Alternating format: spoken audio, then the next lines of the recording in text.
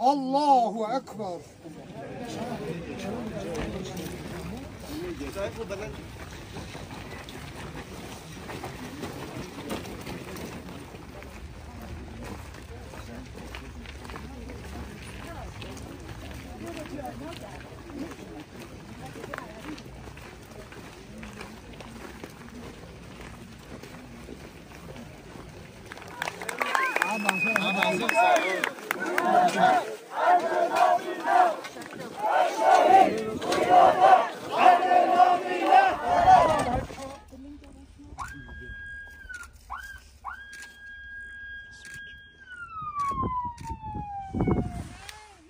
Nameren şehit, nameren şehit, nameren şehit, nameren şehit.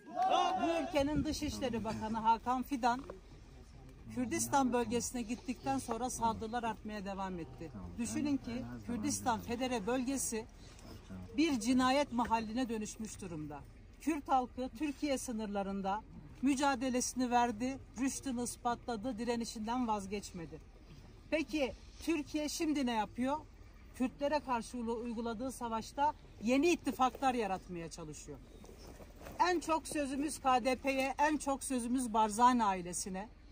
Keneke temsilciliği sizin 24 saat denetiminizde, asayişin denetiminde olan bir yerde. Bu cinayet nasıl işlendi, nasıl gerçekleşti, nasıl haberiniz olmadı, nasıl bir söz dahi kurmadınız bununla ilgili? Failler açığa çıkarılmadığı müddetçe, arkasındaki güçler açıklanmadığı müddetçe bu cinayete KDP ve Barzani ailesi ortaktır, açık ifade edelim. Sözümüz olsun, Kürt Ulusal Birliği adına yürüttüğün mücadele, burada bulunan arkadaşlarımız başta olmak üzere tüm Kürt halkının sahipleneceği, büyüteceği ve sizlerin emeğine layık olacak bir seviyeye gelecektir. Şehit, nameren şehit, nameren.